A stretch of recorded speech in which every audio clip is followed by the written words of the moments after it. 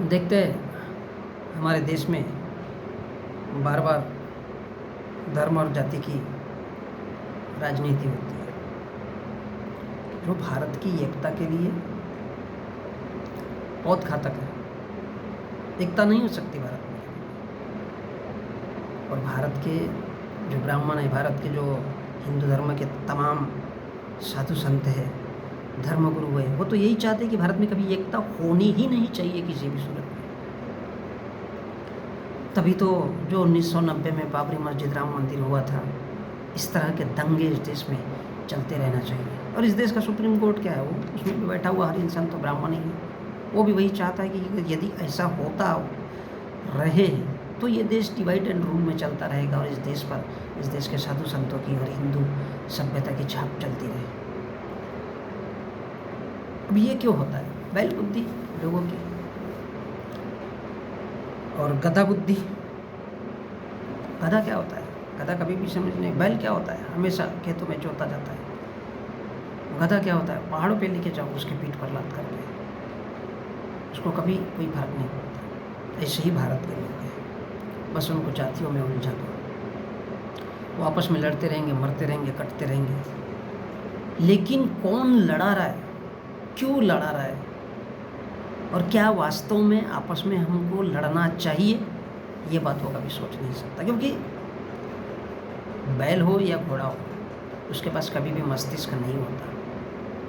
उसको उसके मालक ने कह दिया कि आपको खेत में चलना है, उसका रस्सा खुद ही खूंटे से बांधता है अपने हाथ से और फिर बैलगाड़ी में लगा देता है। गधा क्या होता है? गधे के पीठ पर लादा जाता है, चल जा, क्योंकि उसको उसके बदले में खाना दिया जाता है, थोड़ा सा रूखा सूखा जैसा भी। उसको वो पैदा ही इसलिए होता है कि भैया चल तू हमारा काम कर। तो इसी प्रकार भारत की जनता है। अब वो चाहे हिंदू हो, मुसलमान, सिख हो, ईसाई हो, किसी को कोई मतलब नहीं। मतलब इसलिए नहीं है क्योंकि वो जातियों को बहुत ही अच्छा मानते हैं। जातियाँ क्या है? भगवानों की देन। भगवान भाई भारत के ब्राह्मणों ने बनाई है ये जातियाँ, और किसी ने नहीं, केवल ब्राह्मण। क्योंकि वो अपने खोपड़े का इस्तेमाल करता है तभी इस देश के मंदिर में बैठता है, और इस देश के लोगों को गधे और बैलों की तरह इस्तेमाल करता है इस देश का साधु संत। खुद तो पढ़ा लिखा होता नहीं,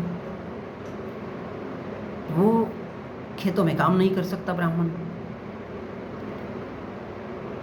ब्राह्मण की बेटियां, कभी आपने देखा होगा, कभी खेत में काम नहीं कर सकती। ब्राह्मणों की बेटे या बेटियां, वो कहाँ बैठते हैं? सुप्रीम कोर्ट में।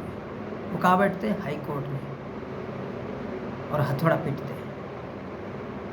और उनको मालूम है कि अगर हम हथौड़ा पीटेंगे तो इस देश के बाकी के लोग क्या होना चाहिए? बैल और गधे की तरह होना चाहिए। अब इस देश में सबसे ज़्यादा पढ़ाई लिखाई से दूर रहने वाला SC ST OBC है, जिसकी संख्या सबसे ज़्यादा है। वो कभी आकलन करना ही नहीं चाहता कि उसके कलेक्टर कितने हैं इस देश में। तो वो राजनीति को क्या समझेगा? बैल बुद्धि, गधा बुद्धि। क्यों? उसको होश ही नहीं है।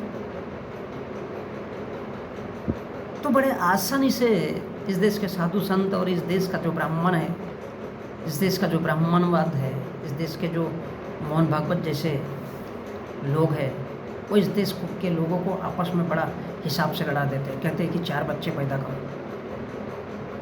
कभी कह देंगे गणेश जी दूध पीता है। क्यों? उनको पता है भारत के लोग तो अंधे, बहरे, लंगड़े, लूले हैं सर। इनको कौन समझाए? कुछ भी बोलो ऑटोमेटिक सुन लेते हैं, क्योंकि ये व्यवस्था ऑटोमेटिक है। बुराई को मनुष्य का स्वभाव है, बड़ा जल्दी अच्छा लगता है।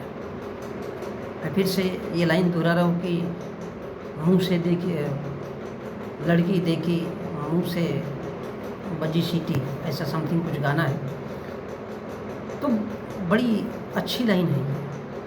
बुराई जहाँ पे आई, क्योंकि इंसान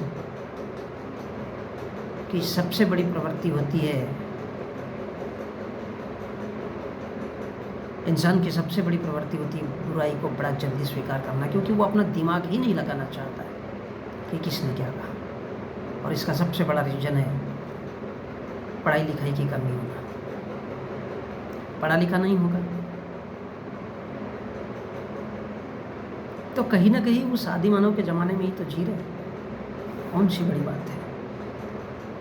और इसलिए भारत के चंद मुट्ठी भर लोग जानते हैं कि धर्म और जाति में इस देश के लोगों को आपस में बांट दो, लड़ा दो, बढ़ा दो, तो वह गधा और बैल बन करके जिएंगे।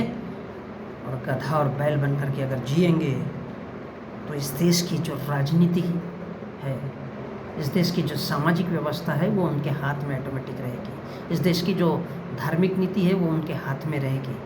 इस देश की जो राजनीतिक गतिविधियां है वो उनके हाथों में रहेगी। और इस देश के SC, ST, OBC और जितने भी माइनॉरिटीज़ वाले लोग हैं वो सारे के सारे चंद मुट्ठी भर लोगों के हाथों में हमेशा हमेशा के लिए थे, है और रहेंगे। क्यों?